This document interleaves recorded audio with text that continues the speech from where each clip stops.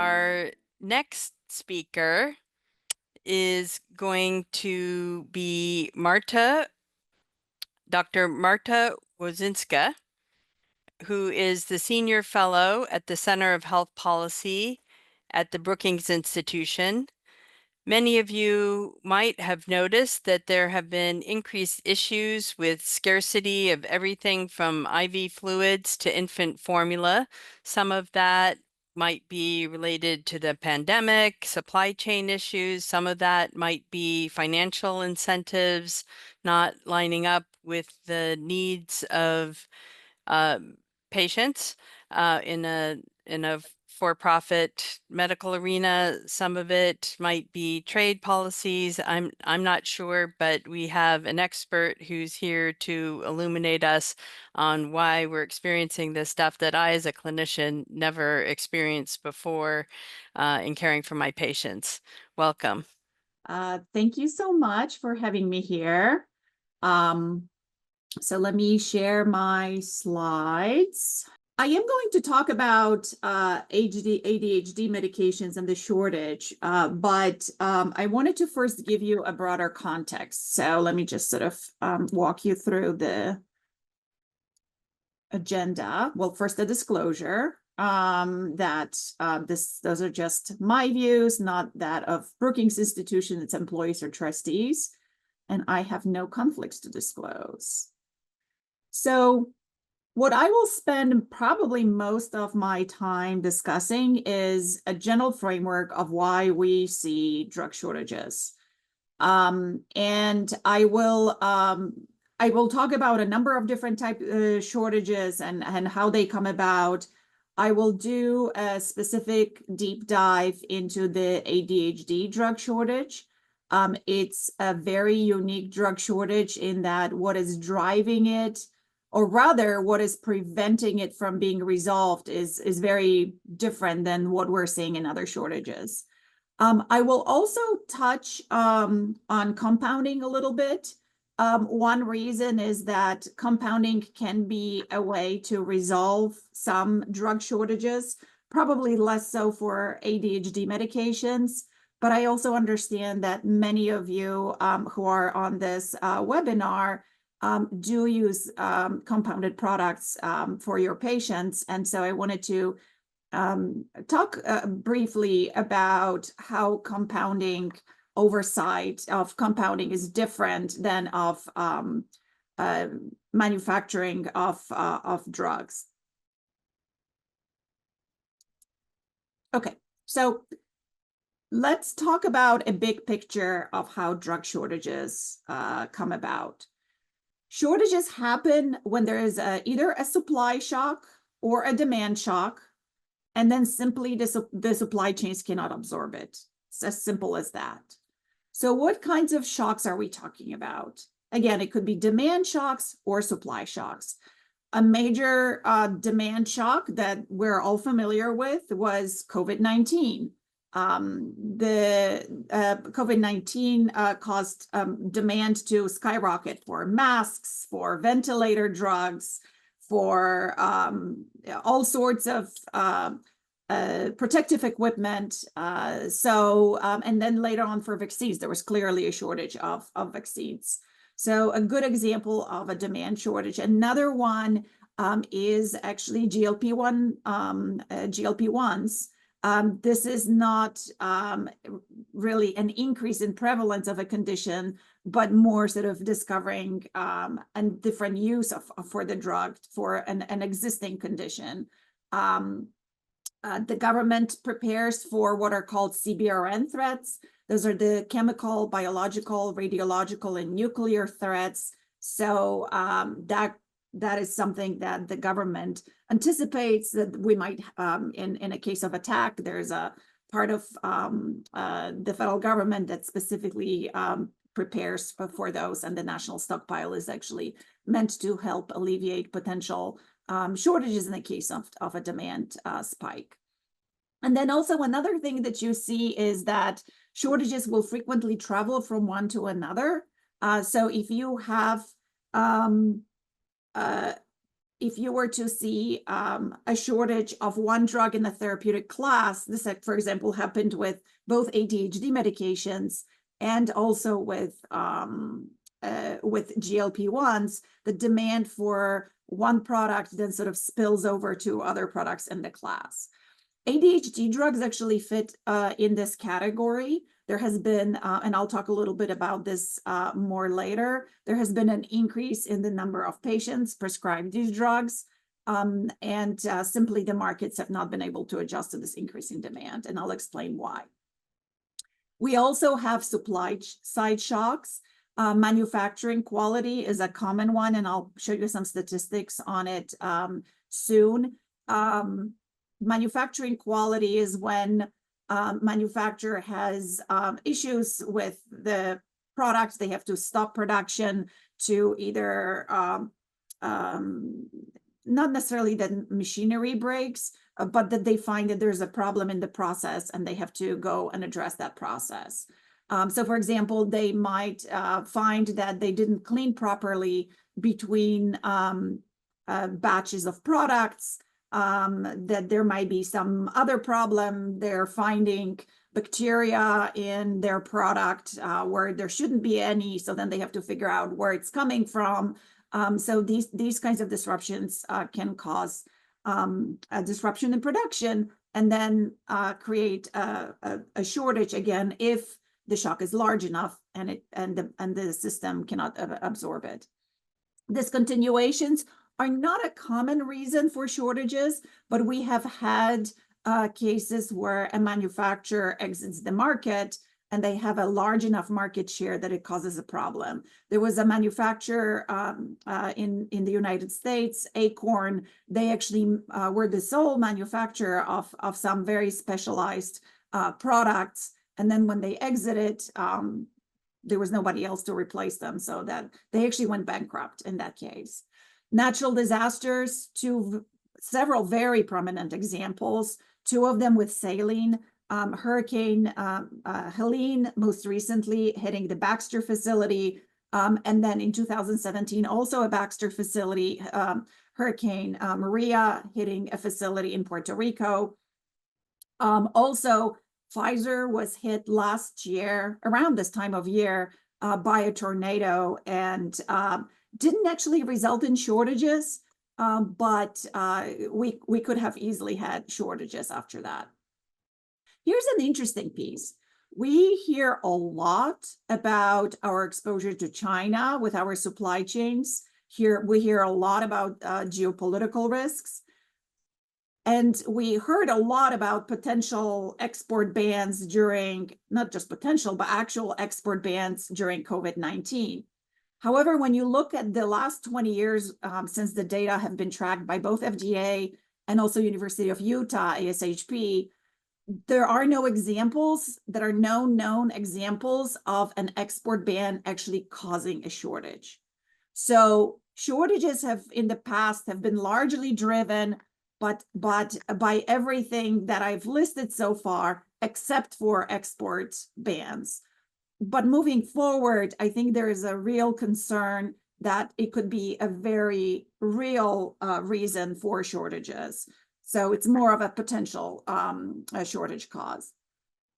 So moving on, what I mean by potentiators are things that affect the size of the shock relative to the size of the market. Because again, you know, if the shock is very small, you don't even have to have very strong buffers in your supply chain to be able to absorb it, right? So the size of the shock really matters. And some shocks are, you can't control the size of a hurricane, but some of the factors, the relative size of the shock to a large extent is driven by how the market is organized and structured.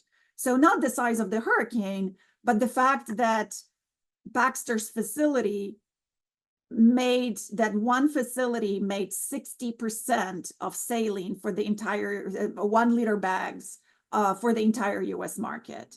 So, and the same thing about Puerto Rico. If you have facilities co-located, or for that matter, that has implications for Also geopolitical risk, right? If facilities are co-located, they're more likely to be subject to a common shock. Therefore, the potential size of the relative shock is larger. If the market is very concentrated, you also have the potential for this shock to be much larger if a given facility, just like the Baxter facility, is responsible for a very large share of the market. What also matters, what can precipitate a shortage before where buffering doesn't matter all that much, is around stockpiling. And stockpiling is a little bit of a dirty word, in that nobody says that they stockpile or hoard. They say, I'm just trying to proactively buy some product before the hoarders get here. But in reality, what's happening is that when there's a signal of a potential disruption, you see buyers, and it's less patients. Patients can't go and stockpile their medication as easily because it won't be covered by insurance. But there are far fewer restrictions for hospitals to stockpile their product. And when you look at what's happening, it's happening a lot. So for example, it only took 24 hours for wholesalers to put drugs on the allocation after the tornado that hit Pfizer's facility. In those 24 hours, hospitals placed orders. I mean, they were placing orders across the board on anything where Pfizer was in the market, whether or not they didn't know whether Pfizer was making the product at that facility. For one product that was even not made in that facility, product orders went up in those 24 hours by 1,000%. What we also have seen, and I've actually seen data from when the carboplatin and cisplatin shortage happened in 23, is that hospitals, large hospital systems in particular, which are much more sophisticated, they have buyers that are committed to this, to monitoring supply chains. Those larger, more sophisticated hospitals went from having a couple of weeks of carboplatin and cisplatin in their inventory to sitting on 6-month stockpiles of that, when smaller hospitals and clinics basically were looking around as where's all the product, we can't find it.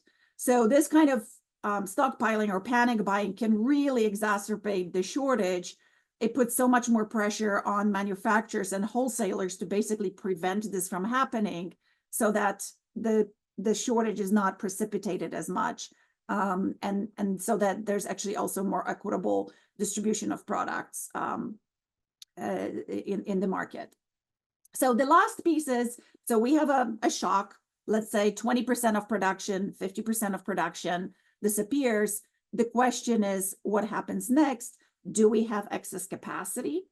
Well, actually, maybe I should start with inventory practices. To what extent do we have buffer inventory for the products?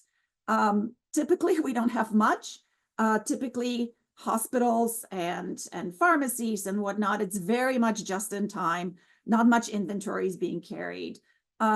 Manufacturers don't necessarily have excess capacity for them to be able to ramp up their production, especially when it comes to generic manufacturers, because their margins are so low that having high utilization of their facilities is really, really important. So there's not much access capacity. Even if you had access capacity, they are frequently limited in their ability to flip from one product to another. So you cannot make a cytotoxic drug on a line that doesn't make cytotoxic products. You cannot actually, to make antibiotics, you frequently, like penicillin, you actually have to have a separate building. It's not just a matter of switching from one product to another. If you want to make 250 milliliter saline, you have to have a line that will make 250 milliliter saline. Your line might not be able to make 1 liter bags because your machinery does not make 1 liter bags. So there's potentially, even if you have excess capacity, the ability to pivot from one product to another can be very limited. And it's particularly true for a lot of the sterile injectable products. the fungibility is much greater for oral dose generics. The buffers on the coordination systems and allocation systems, I would describe less that it helps you prevent a shortage or come back from a shortage faster. This is more about minimizing the harm in the system. So, making sure that the product is distributed to patients that needed most, where the product is needed most. If you think about COVID-19, and for example, monoclonal antibodies, it was handled by the state. So the federal government would give it to the states, and then many states actually try to identify ways to figure out what would be sort of the most reasonable way to share the limited monoclonal antibodies across different facilities. Okay, so this is the big picture. Again, if there is a large enough shock relative to the size of the market, and there aren't enough buffers, we end up with a shortage. So one thing that I wanted to sort of flag is that pharmaceutical supply chains are quite complex, and there are many possible nodes that can disrupt them. So, we tend to think of the final product manufacturer as the drug manufacturing, and then distribution, and then the point of care, sort of getting it everywhere. The upstream supply chains are quite complex. So you have the active pharmaceutical ingredient, which, by the way, can have multiple inputs made by yet other manufacturers. But even if you look at, injectable penicillin, or actually, let's do oral penicillin. For a typical tablet, perhaps only 10%, 5%, or even less is the active ingredient. The rest of it are excipients. And those excipients are inactive in that they don't have a therapeutic effect, but they're incredibly important in making sure that the product behaves as intended, that it dissolves, that it's stable, that it dissolves at a particular rate, that actually some of them just provide bulk.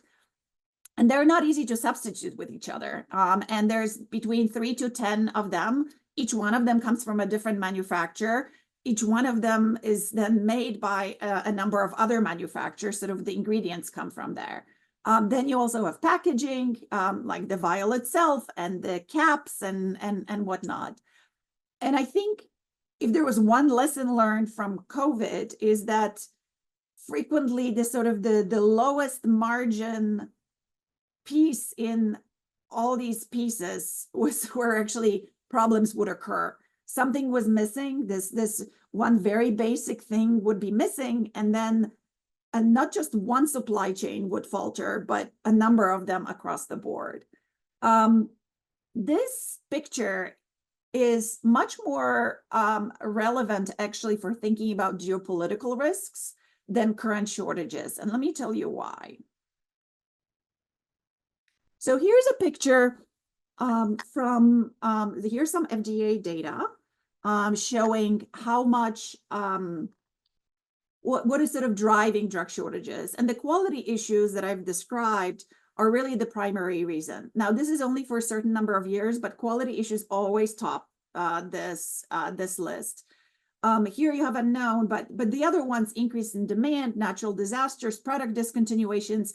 I don't have here sort of problems with ingredients, upstream ingredients. I don't have it on this list, but those sort of vary over time. We've actually had more shortages driven by increase in demand recently, but usually it's quality issues in the sterile injectable, in the finished dosage market. So let me just tell you. So here's a breakdown. Again, this is from specifically January of 23, but this picture is the sort of the order is consistent over the years. The drugs that are listed by FDA on its drug shortage list tend to be primarily generic sterile injectable drugs, followed by other generics, and then by brands. The brands right now actually are largely GLP-1s, actually. This is actually probably an unusually large number because of GLP-1s. And you can see the kinds of drugs that have been in shortage. And a lot of them are really, really basic things like bacteriostatic water for injection, or morphine, or epinephrine, or calcium gluconate, oxytocin. It's kind of bread and butter for inpatient care. So let me talk a little bit about the geopolitical exposure, and then I want to make sure that I have enough time to jump over to talk about ADHD. Where drugs come from, so most of the drugs that we take, not we pay for, but most of the drugs that we take are generics. We pay for brands, but we take generics. 92% of all the prescriptions in mail and retail pharmacies are for generics. Talking to hospitals, generics probably make up 80% of all the volume dispensed of products, of the number of units dispensed in a hospital. So very heavily generic. So here's a picture of where generics are made. Actually, I think what is surprising for a lot of people is the India part is not surprising for all of those products. I think this is what we know and understand. But a lot of the generic sterile injectables are made in the United States. Something that I think a lot of people don't realize. Also, what is not, might be a surprise to you here, is that China is actually not as big of a player when it comes to finished dosage form products. Frankly, they're actually not even as big of a player in active ingredients, except for certain markets. I actually don't have the data, but I've heard frequently cited that they're a big player with in the antibiotic space.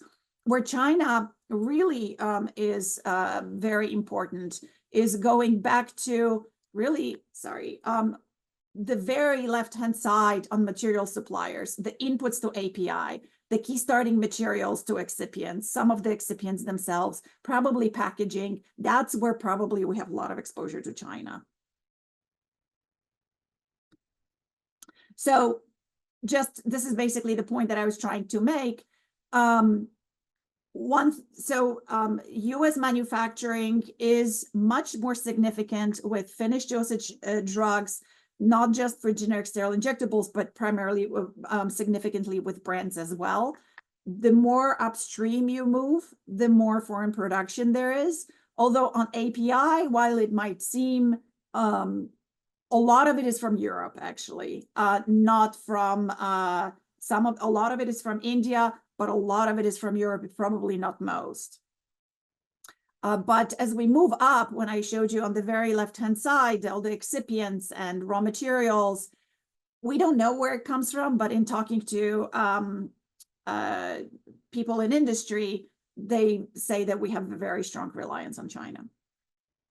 Okay, so now let's spend a few minutes talking about ADHD. So the quick history, that particular shortage began with Adderall being listed on the FDA drug shortage list in October 2022. That followed a steep increase in prescribing, especially among those aged 22 to 44. Eventually, the shortage spilled over to other ADHD medications. All these drugs are still in shortage more than 2 years later. And the question is why? So what's different about these products than a lot of other products where shortages have lasted for a long time is that these are oral dose products. Oral dose products don't face the kind of production complexities where it's really difficult to shift production from one product to another, where it's really difficult to ramp up production. That is not what's going on here. What is really going on here is that the drug enforcement, that they're Schedule II drugs, and the Drug Enforcement Agency tightly controls how much manufacturers can make. And it happens on two levels. One is that the Drug Enforcement Agency determines what should be the aggregate level of quota for a particular active ingredient. And DEA has not been increasing quota in line with prescribing. DEA then also assigns manufacturers their quota, the specific manufacturers. So they take that number and then they divide it among manufacturers. What they largely consider is historical production rather than things like reliability of their supply chain.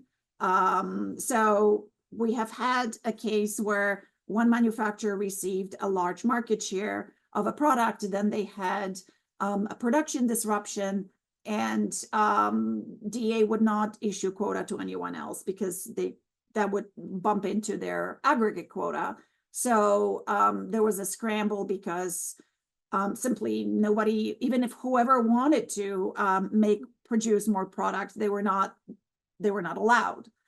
When it comes to aggregate quota, part of the challenge is that FDA doesn't have good data to be able to advise DEA of what is the actual demand for these products. And so FDA uses sales data from IQVIA, which is constrained by the quota. So if you look at sales data and if the quota are binding, then all you're going to see is the level of quota rather than the actual demand in which should be probably better measured by prescriptions or maybe by diagnoses. I will mention also that Listex had another problem last year I think it was last year in August. I don't remember whether that was in 23 or 24, but Vyvanse went generic. And there were probably about 14 different generic applicants that requested quota and basically didn't get it. So we ended up in a situation where normally the brand dramatically, really fast loses market share as generics come in on the market, which is really important because frequently when a product goes generic, payers, so insurers, will basically say, we will no longer pay for the brand. You have to buy a generic version now. The problem is that there was no generic really available. I think by the end of the year, there were only 2% of the market share was actually for generic versions of Vyvanse. So the question is, where do we go next? So one, I would say, upside is that we're going to get a new DEA administrator. And the reason why I'm saying is an upside is because the past administrator did not really seem particularly interested in drug supply chain resilience and was basically characterizing the ADHD drug shortage as not a real medical concern, but more of this is another opioid epidemic, and so we're not going to enable it in any way. But we have a new HHS secretary who is not necessarily very supportive of ADHD as treatment. And also we have this executive order from February 13th, and let me actually quote what the order says. It first lists a number of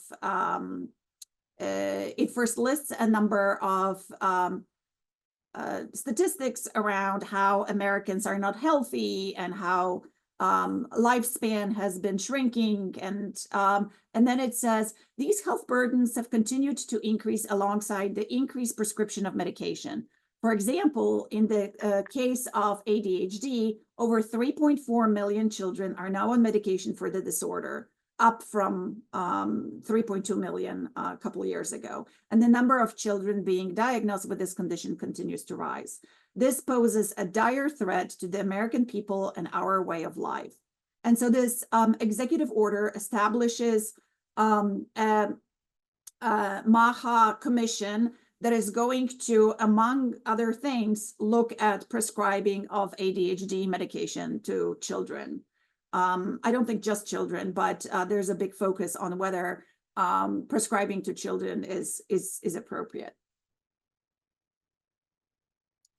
Okay, the last thing that I wanted to briefly touch on, and since we're basically out of time, if this is an area that you're interested, I would recommend you go on the Brookings website and look for my name and look up this, you see the picture there, an explainer on how compounded drugs, how FDA oversees manufacturing, the drug manufacturing of generics and branded drugs, and how this compares to compounded drugs. So I'll probably stop here. There are some really important differences that you might be aware of.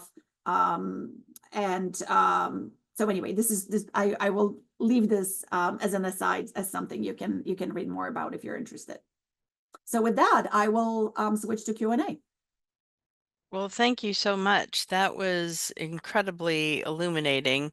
Um, I really appreciate your insights and especially reading uh that reading the ADHD directive. That was very illuminating. One question we have is, can you explain why several home care patients I know were suddenly unable to obtain portable kangaroo bags and pumps several months ago? It was especially difficult on patients who could only tolerate 35 cc's an hour of fluid, and the families were told to just use gravity bags. I don't know. This is too much in the weeds. You would have to talk to, where I would refer you to is ASHP website. They track all shortages and they try to the extent that information is available, they will provide information about what is causing a particular shortage. So I would refer you to that resource. The data is compiled by University of Utah, but it's on the ASHP website. But I'm sort of still sort of processing all of the complex pathways for medications to be manufactured. And I'm wondering, you know, a lot of this is sort of outside of many of our daily activities as providers and as patients. And I'm wondering, you know, maybe advocacy is a sort of a key step to help to address this. And if so, what type of advocacy, or where would be the right lever that we should be focusing on? So I would say that there's sort of two places. One is within your organization. If you are in a large health system, you should be asking questions of your leaders about how they make their purchasing decisions. Is this all just based on price? Are you actually carrying higher inventory? How are you sort of working with, you know, what does the procurement system look like? What ends up happening is that there's a tendency to just have everything just in time. And then when there's a problem, it ends up on the backs of providers who then have to run around and figure out, you know, sort of workarounds for patients, and on the backs of the patients who then are not getting the right type of treatment. So I think it's really important for providers to be engaging in conversations internally about what are you, the CEO or the CFO or whoever sort of, you know, who runs the pharmacy procurement, how are you making your decisions to assure that we have a reliable supply of drugs? So that would be one.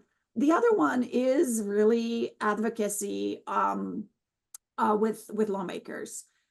I will say, you know, the carboplatin and cisplatin shortage really landed hard with Congress, and there were a number of hearings. There were a number of legislative proposals passed. I don't think a single bill was passed.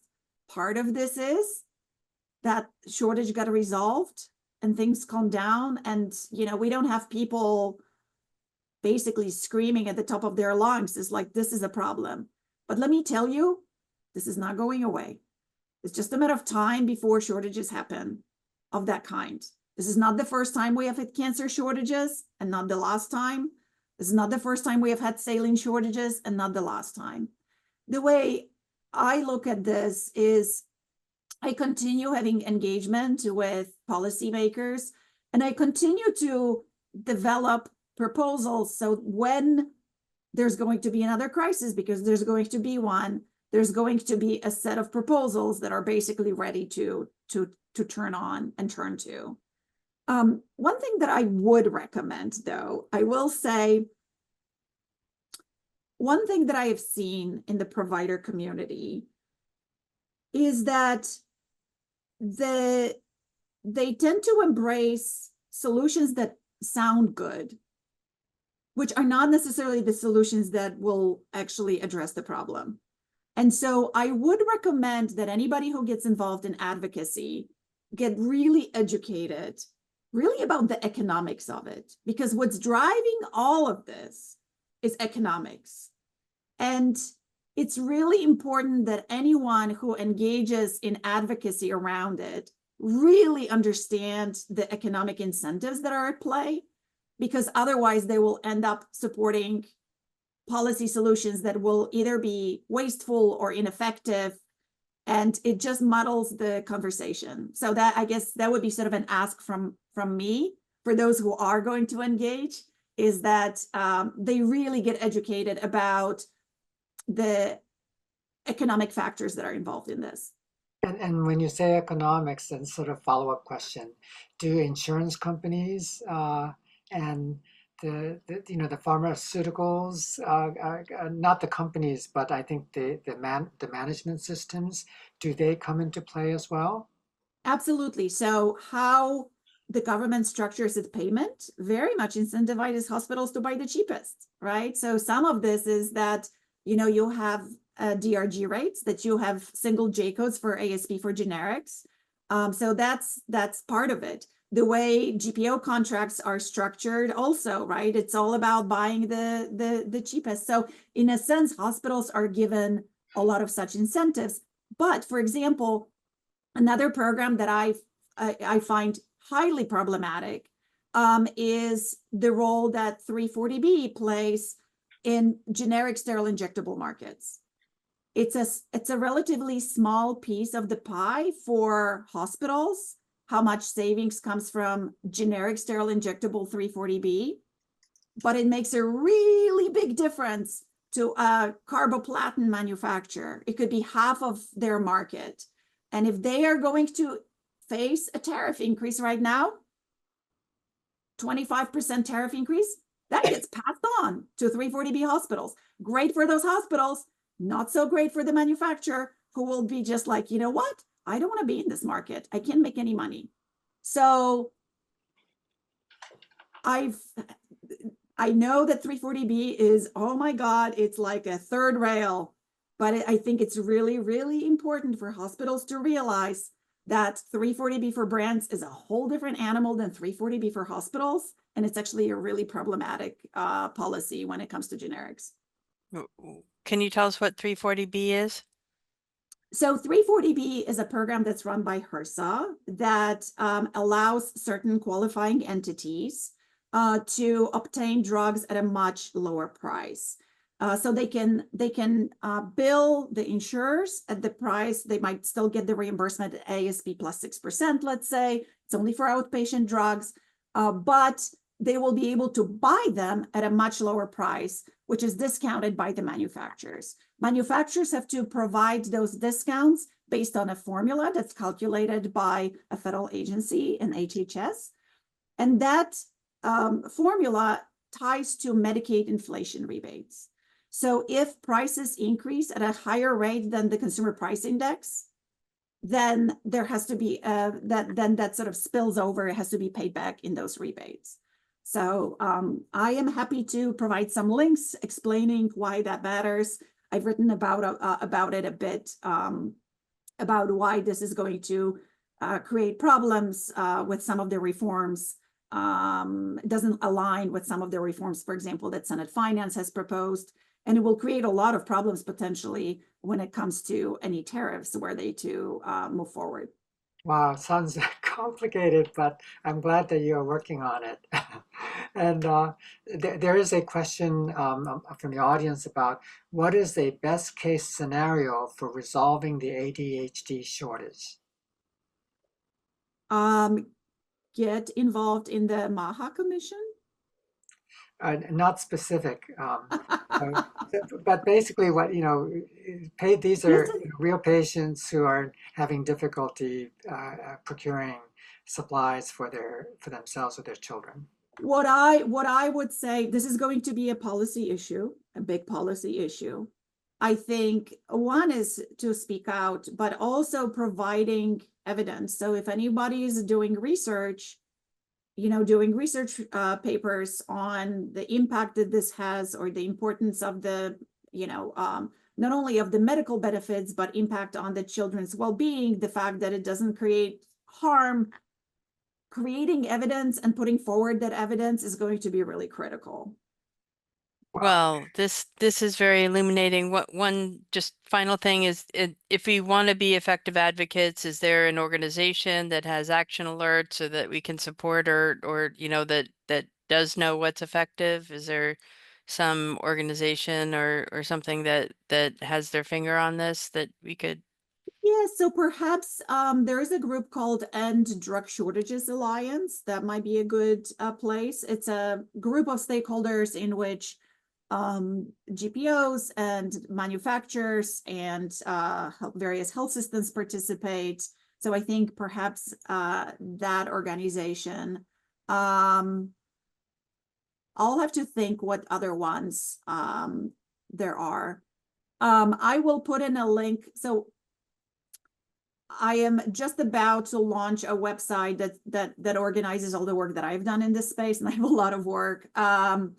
But you could just simply go on the Brookings website, type in my name. You don't even have to remember my last name, because I think I'm the only Marta. So if you can remember my first name and Brookings, you'll find me, and you'll see all of my papers there. I have a paper that I'm working on explaining the impact that tariffs might have on drug supply chains. So I think that will be a useful paper. I will put in the chat probably sort of the high level explainer and my take on the various policy proposals that have been put forward. I think that will be a good overview for a number of folks. Thank you so much.